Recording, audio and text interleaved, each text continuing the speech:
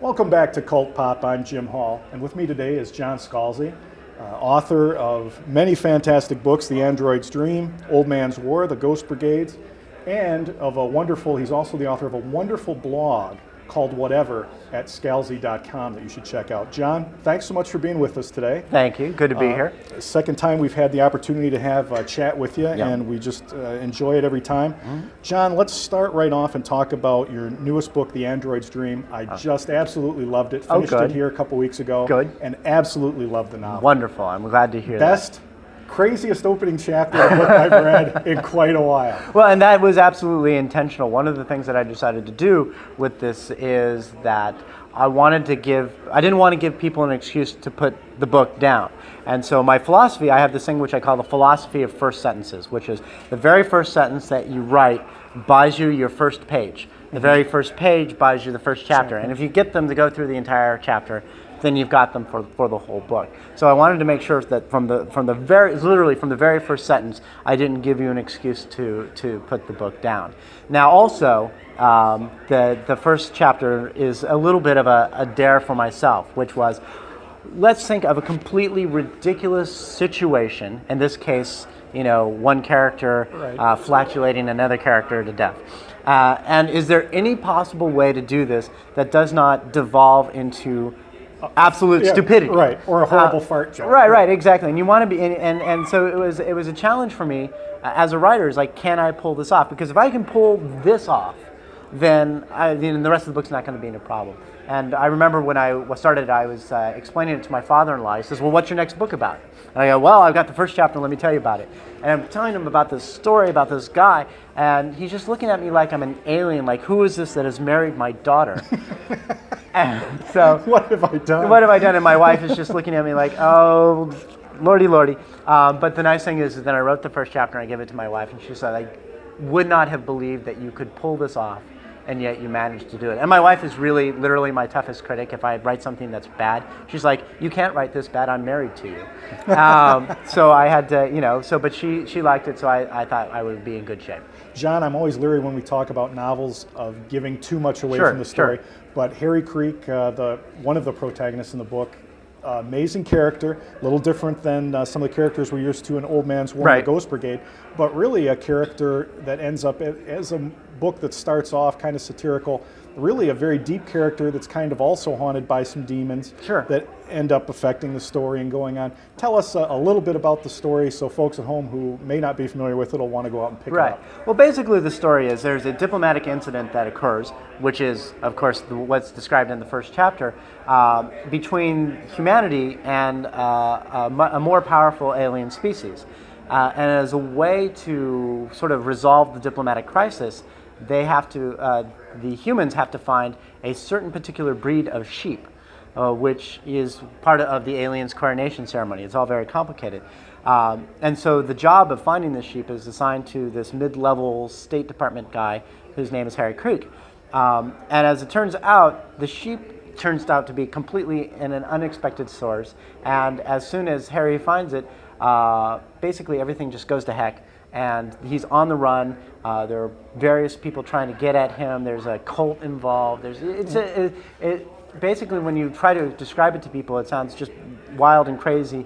And the challenge for me was to get it all, pack all the stuff in there, make it fun, make it action-oriented, have a lot of fun with it, but at the same time, make it easy to read. And so that was the real challenge. A couple of things, obviously, a sheep being an iconic form in the sci-fi universe. Yes, exactly. I thought it was great that you did that, and I think that'll help sell a number of books. Mm-hmm. But a friend of mine made a very poignant comment saying, John should send one of those copies of his book to Tom Cruise and see what he thinks about the, church. There's a church in the book that's called the Church of the Evolved Lamb, which is specifically is written by a science fiction author, and the idea is that it's the first church that everybody involved knows it's a complete fraud.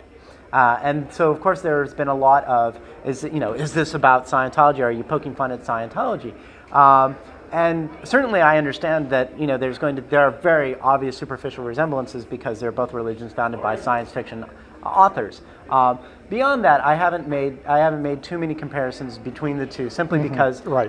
One, there's no point going after the Scientologists. Let them do whatever they want to do. That's perfectly. Don't rattle a cage that you don't need to. Yeah, Might exactly. I'm not going to go. I don't reader. expect Tom Cruise to option this book Right. as for a movie, certainly. But at the same time, it's the parallels are to some extent coincidental, and certainly the church as an actor in the book is not necessarily nefarious. Right. So I certainly thought it was a lot of fun, and I like that part of the book a great deal. This was quite a jump away from Old Man's War and the Ghost Brigades. Yes. People that are familiar with you, and what has gotten you a lot of recognition, your Campbell Award, which we should mention. Congratulations. Thank you. From the last time we spoke, you had been nominated for both the Campbell and the Hugo, right. and you won for Best New Science Fiction Author. That's right. Campbell Award, and that's a tremendous accomplishment. My hearty congratulations on that. Thank you. So people were familiar with this, and kind of a risk to jump from Old Man's War and the Ghost Brigade universe and jumping into this. But what a wonderful, wonderful novel. Were you concerned at all about it being different? Yes and no. I mean, whenever you move from what you are known from, there's inherently a risk that that people are like, I'm used to you doing X, why are you doing Y? At the same time, one has to be careful. The Old Man's War series is going to be 3 books. There's a 3rd book called The Last Colony, which will be coming out in May. And then after that, I'm likely to step away from that universe simply because you don't want to run it into the ground. I want to give it time to lay fallow so I can think about what else I want to do with that universe before I go back to it. So I have to, I want to make sure that I have other things that are going on. The other thing about it is that it's fun for me as a writer to do different things. I want it to be different enough that people understand that they're going in a completely new universe, completely new setup. But at the same time, there was humor in the Old Man's War and Ghost Brigades. There's humor in this one. The characters are different characters, but they're more or less of the same type. There's enough that's similar between the two that hopefully it's not too much of a jump. But like I said, at the same time, when I wrote Old Man's War specifically to be in, this is in the classic military science fiction genre. When I wrote Android's Dream, I was thinking to myself, what can I do in science fiction that would be a little bit of a shakeup, something that's a bit different. And one of the things about this book is that it's humorous, but it's not humorous in the way that a lot of science fiction is. Well, exactly. And we spoke off camera, and I told you normally I'm not into that certain type of science fiction or fantasy that is considered more humor, and I was a little leery. Right. I absolutely love this book as much as, and these are 2 of my favorite books in the past 5 years, easily. Right. Top 5, 2 of my favorites, just absolutely love them. And this is right there. Right. I mean, it's just, the action's still there and all that, but there's just a fun little twist and and the opening is just fantastic. Well, one of the things that I did was when I started writing Android's Dream, I looked outside of science fiction. And I said, what books do I like out of science fiction? And I actually like crime thrillers. For example, Carl Hyacin, who is a wonderful, wonderful novelist who I enjoy so much. Elmore Leonard. Michigan's own Elmore Leonard. And Michigan's own Elmore Leonard. And the thing about both of those is that they're packed with humor, but it's humor of a particular sort. And I wanted to, that's the sort of humor that I love. And I said, can we incorporate that into a science fictional setting? So that not only is it different from other humorous science fiction, but we can bring in people who don't read science fiction, who haven't thought that this was something that they would be interested in, and give them a hook that they can attach themselves to. If you like Carl Hyacin's humor, this will be humor that will be right down your lane. Yes, there are aliens in it, but it's still, of that. And that Elmore Leonard one is very valid. Right, because exactly. Elmore Leonard's books are very. I really like that comparison also. Yeah. That I did get a lot of that feel from it. Yeah. Now, John, from your last 2 books, you were probably getting used to the critical praise from the genre magazines. A Star Log, a Sci-Fi really jumped on your bandwagon, and we're giving you A's. Right. This time around, I sent you, and many of your friends and fans sent email, Entertainment Weekly. I'm looking there like, by God, it's John Scalzi. Yes. Entertainment Weekly, and also just very recently, all 3 books were featured in the New York Times Book Review. Right. Got a full page there, which was Tell us a little bit about that, because I wanted to bring that up. That's quite an accomplishment. Yeah, no, in and of itself. I was very pleased. My editor called me up. He's like, you got a full page in the New York Times book review. I'm like, are you sure they didn't confuse me with, a real author? He's like, no, stop that. But yeah, what happens is that science fiction there's a beat writer for it at the New York Times Review of Books. His name's David Itzkoff. So my publishers had sent him my books, and he's like, okay, we'll decide, he was going to write up on all three of them. And it was great because what happened was friends of mine who I hadn't heard from in years are like, you were in the New York Times. Right. What are you Suddenly what are you doing? you're validated. You're in the New York My Times. God, you're actually a real writer. Yeah. And it's like, yes, if you can make it there, apparently you can make it anywhere. But yes, the Entertainment Weekly they were very complimentary toward the book, which I was very appreciative of. And reaching those kind of numbers, what does that do for your? Do you see huge spikes in your sales or something like that? I can't speak about Oh, myself. No, no. I mean in the sense because they haven't told me. I do know that my editors have been very happy with the sales so far. It does matter. It does matter. I mean, there's a difference between being well regarded in science fiction as a genre, Sure.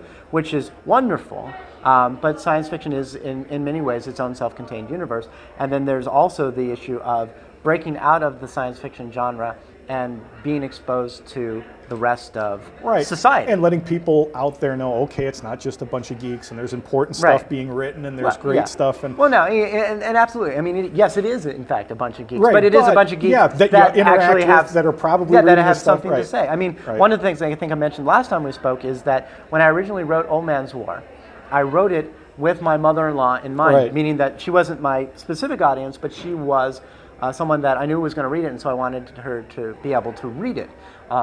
And with Android's Dream, the audience was, again, I knew that science fiction people were reading it, but I wanted I wanted mystery readers to be able to read it. I wanted people who just liked contemporary fiction to be able to read it.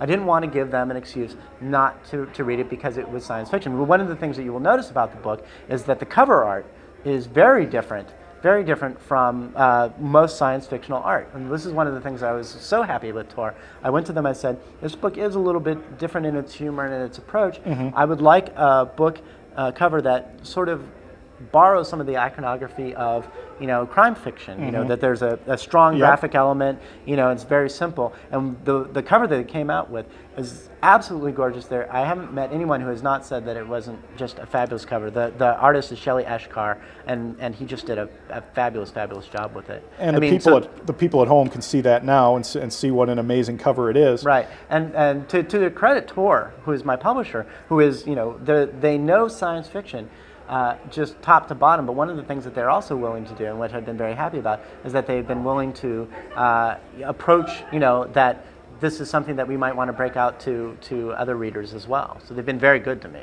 in that respect. Okay, well, I was incredibly happy to see you. You're a great guy. Enjoy when we have an opportunity to talk with you. And so when I saw an Entertainment Weekly, I thought, well, good for him. Yeah. I was really, really happy for you, and I'm sincere about that. That I was glad to see that, okay, he's going to get some recognition from a much wider audience. And then the New York Times piece, my goodness, that's amazing. It does matter. It does matter in the terms of sales. It does matter in the terms of critical regard. It does matter in the terms of my mother-in-law is very proud now. Right. Ooh, my son-in-law, he's been in the New York Times, which is and that helps. It's her second proudest moment after I was on Oprah about 10 years ago. Oh. And that was her proudest moment ever because I was talking about how I met her daughter, my wife, and so that was her number one son-in-law moment. The New York Times number 2. I didn't know that. I didn't know you were on Oprah. Wow, big time. I would like to continue with The Android's Dream in the sense that we've got a third book coming out in this universe coming out this summer. Right. And I read on your site, scalzi.com, the wonderful blog, that you've decided to do and have signed a contract to do a second book in The Android's Dream universe. Can you talk a little bit about that? Yes. I don't know the plot yet. Because the way that I write is I basically make things up as I go along. But I can tell you the first line. Okay. And you'll appreciate this because you remember in the book there's a character who's a judge. He's called Judge Sin, he was a great character. He was meant to be a walk-on character. And I wrote him, and I had so much fun writing him because he's got such attitude that I was like, oh, he's going into the next book. And then so indeed, the first line of the next book is, Judge Sin's assassination was really getting in the way of his golf game. Excellent. And so the first chapter will be, he's out there on the links. He's just trying to play a game of golf, and people just keep trying to assassinate him. And, it's just really frustrating for him. And like the first chapter of Android's Dream, this will set up a chain of events that will evolve through the course of the book. Well, we've got a little time, so let me ask you a question that you've just hit something that has always intrigued me about writing. Absolutely. And that is, okay, you've just commented, you've got that first sentence in your head. Right. Okay, there's a start of a book. Right. You're currently working on the third book for this series. Oh yeah, this is Where do the ideas, do you just say, okay, I've got that idea, put it aside, and then, or do you sometimes have to just go with that and start writing an idea? How do you hold back certain ideas and work? How does your mind work in that way? The way that I usually end up doing it is, like I said, I sort of make things up as I go along, and I find out that many of the things that I'm having problems with solve themselves over the course of time because what I've written opens up a whole series of choices that I can make. Sometimes I will come up with an idea that seems really good, and then I will ask myself, do I have a project that this is going to be good for? What project is that going to be good for? And I will store it away sort of in that area. Some stuff I will go, I have no project for it to work in, so it will either be a seed of a new project or I'll just lay it aside until there is a project that will work. For example, with Android's Dream, there is I invented a sport in Android's Dream which was called wall ball, which is basically basketball in 3 dimensions. You can bounce off the walls, do all these sorts of things. And I thought of it. They were testing it out in the mall. And they were testing it out in the mall. With the shoes. Yeah, Okay. and it becomes a centerpiece for a big action scene. And I thought of it actually before I had the plot to Android's Dream. I just thought of this great sport, and I was like, what am I going to do with that? And I had nothing to do with it. But then I signed the contract for Android's Dream, and I knew that somewhere in the book I was going to put that scene.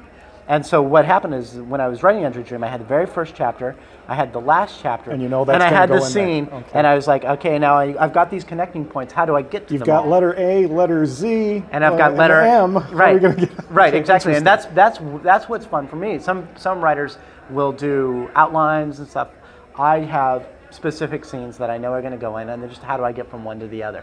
And that's what makes it exciting for me, because most of the time I have no idea what I'm doing, and that's in a good way because it's fun. Then it becomes fun for me to discover it as well as, and when I have fun writing it, I think people have fun reading it. Everybody else does. Well, right. I was so interested with you in particular with that question, and I'm going to ask somebody else later when I interview Tobias Bakel, that you don't just write. It's one thing if you were just sitting there writing novels, I could understand. But you've got a website that just gets an incredible amount of hits, a lot of interaction, so you're working on that constantly. Right. You do another website, you do whatever at scalzi.com. You also do your other website. By the way, for AOL Journals. By the way, and then you also do a lot of freelance writing. Right. So I'm thinking, my goodness, you've got so many things going on. And I have the nonfiction books. I have my writing book that's coming out in February, and then I also have the second edition of my astronomy book, which comes out later this year. Right. Now, your nonfiction book, let's hit on that. That's from Subpress. Subterranean Press. Right. You're going to have a couple of things coming out by them. Subterranean Press, folks, for you folks at home, great Michigan company. From Burton, Michigan, putting out some amazing books by all kinds of authors that if you're watching this show, you're going to like every author that's putting out books there. And John, you've got 2 books coming out.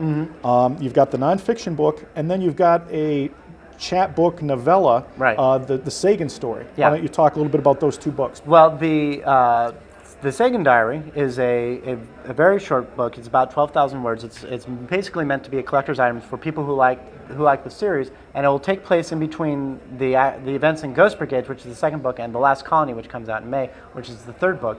And it's from the point of view of the character of Jane Sagan, who's the only character that is in all 3 books. Right. And she is about to go off to her new life on a colony, and just before she goes, she sort of meditates about where her life has been so far. And it's actually very interesting because it's a short little book. It's about 12,000 words, but it is one of the most difficult things I've ever written because I wrote it in a completely different style. I mean, you posted. Yeah, I was killing myself trying to write this thing. Yeah. And the whole thing is like that because I usually write in a very conversational, first-person, fast action, and this is all her ruminating and thinking about her life, and yet you still have to have a narrative flow. You still have to get interesting stuff in there, so people aren't just reading this person mumbling to herself. Right. And so it was very, very difficult, but I was very, very pleased with the results. I remember very vividly going to your website that day, and it's a site folks are going to want to take a look at daily. A lot of great people writing there. It's not just John's writing, which is fabulous, but a lot of people were commenting, thinking that, who is this wonderful, who is written, not realizing if they didn't read all the way down, that this is something published because it was so different from what people have normally read from. Right, exactly. And then the other book I have coming from Subterranean Press is called "You're Not Fooling Anyone When You Take Your Laptop into a Coffee Shop." Scalzi I love on writing. that title. Well, I love that because people bring their laptops in the coffee shop and they're like, "Hello, I am writer. It's you want coming. to know The big me. novel is coming, ladies." Yes, you want to get to know me because I am a writer man. And just go home and write. Writing's not a public thing. Now, of course, oddly enough, I get a lot of flack for that because people are like, I can't write at home. My kid is screaming and doing all this stuff. I have to go to the coffee shop. I mean, if you're actually working at the coffee shop, I saw a couple of legit postings once again at your site in regards to that, but otherwise, no. I think write at home, write at a library, write somewhere, write in a field, right where you're not actually, being there to be seen. It's very pretentious. Right, but the entire book is talking about the writing life, and there's a little bit of advice to it, but there's also just discussions about what it's like to be a writer today. Because in addition to writing the science fiction, I do so much else in terms of writing. That I wanted to basically share that experience. So that will be coming out in February. So both of those are coming out in February. Okay, trying to keep up with everything. In fact, I've ordered both of those. Now, don't you have another one coming out later in the year that's basically some of the best writings on your website? Yes. Or is that pushed back a little bit? It's currently scheduled for later in this year. We may push it back a little bit and just make it because I've been writing on my website since 1998. It's possible we may push it back into 2008 and just basically have a 10-year retrospective. But that one would be called "Your Hate Mail is Being Graded," because one of the things is that in addition to writing, I write about politics, I write about many other things, and I will get a lot of very angry mail sometimes. And my way of dealing with it is to write back, "Your hate mail was good. It's not angry enough." Right. Your usage. If you're going to hate me, really hate me. If your usage of invective is not good enough, you're really not creative. Please try again. And I actually wrote a piece called, "How to Send Me Hate Mail," because I got so much hate mail I've at one seen point. you tear apart a couple of people. And because the thing is, if you're gonna whack at me, make it worth my time to read. And of course, this infuriates people because the reason that they send you hate mail is because they're trying to. They're so mad at you. Yeah, right. And if you say, you're not angry enough, or you're not doing a good enough job hating me, they get offended. Right. So, that'll be kind of amusing. So yes, that may be later this year, and we might wait until 2008 and do a 10-year retrospective. But certainly, 10 years is a long time. Writing on my blog is actually the longest term writing project I've ever had. Most things, jobs I've had last 5-6 years or something like that, and you move on. But this one was certainly 10 years in one spot. Well, it is I keep on bringing up the website because it is such a place for me. I go there at least once a day, and I've told so many friends about it. My girlfriend, and in fact, I want to bring up a point about that. She goes to the website, and she's not a science fiction reader, but in a point to what you said about your books being something that other people would be interested in, she looked at the back, I might want to try to read these. Right. But the website is just a wonderful place. I love your writing, and then there's a lot of people that I think, wow, I'd like to meet this person. I hope they come to the convention because you've got about 15 or 20. I post maybe once every 10 days. Yeah. We've got people that post every day, 10 times a day. Right. The site gets up to between 20 and 25,000 readers a day. Of those, there's about 100 regular commenters that will comment, at least a couple times a week or something like that. And so what happens is it makes it a very vibrant community. In some respects, it doesn't even need me anymore. I just have to here's your space to go play and go play. And you've done that more than a few times. Right. I'll be like, I can't play with you folks today. Here's an open thread. And an open thread is just let people talk about whatever they want to talk about. And off they go. I'll come back and there'll be 60 or 70 messages and none of them involve whatever it was that I was writing about. Recently, and although we will occasionally do themes. Recently, I asked them to choose. You had to live in a universe where you had to choose between cheese or cats. You could have one, or you have the other. And the thread went to almost 200 posts because people were very passionate about. Well, we can't live without cheese. Right. No, we can't live without cats. Cheese is bad for you. Yeah, and so we're going back and forth, and people who are not familiar with it will come to the site and go, "You are all insane." But it's obviously just people having good fun. Okay, John, we've only got a couple of minutes left, so with the folks at home, tell them your website one more time. It's scalzi.com, and Scalzi, SCALZI. Once you're there, you'll see this darling picture of my daughter. Click on the thing that says whatever, and you will. It will take you to where the blog is, and I hope you will enjoy it. In discussions I've had outside of this particular program, I think the neat thing about modern writing is that a person like Stephen King can have millions of fans, but there's not really an attachment. I don't feel I know Stephen King or have any attachment except his writing. Before I ever had a chance to interview or meet you, I knew I liked you. Wow. And that sounds good, but I liked how you wrote, and every person I've recommended your books to may disagree with some of your posts or this or that, but a blog gives you the opportunity to kind of see into the daily lives of Cory Doctorow, who is another science fiction writer who has a very active web presence, has said that we've moved from an age where authors are unapproachable. What you got out of them was the output, to where authors are to some extent performers. And this is true. By having the blog, it allows people to get an idea of who I am as a person. It does develop an attachment, and so that they are interested when the books come out. And certainly this helped me when I was starting out with my books, because I had a ready-built audience. Now there is a flip side to this, which is that there are some people who come to my site and go, "He's an idiot," or "He's a jerk," or "I can't stand him. I will never read one of his books." And these are the risks that you take. It's not all upside. You do have risks when you expose yourself in that sort of sense. But generally speaking, I do think it's far more positive than negative. I mean, I do think as a writer, I have a larger audience now because of the audience that I have on my blog than I would have had just with the books themselves. And and it's a horrible thing to say that there are other factors that affect your book aside from your own writing, but there it is. Sure, there are. Well, as a huge fan, I've got to say, I certainly enjoy it, and I found, as I said in talking with other friends, that it seemed before we ever did an interview, I knew something about you. I knew something about your family, and I think that's personally really rewarding. But John, thanks so much for coming on today. Thank you. Had a great time. Folks, you've been watching Cult Pop. I'm your host, Jim Hall. If you'd like to learn more about John's writing, not just his fiction books, but his nonfiction books, anything, easiest way to do it, check out www.scalzi, as you see on the screen, .com. Everything you want to know about his books, things coming out, or just a great daily blog to read, check that out, and I think you'll find it very rewarding. As I said, you've been watching Cult Pop. We encourage you to tune in next week, and we'll see you next time.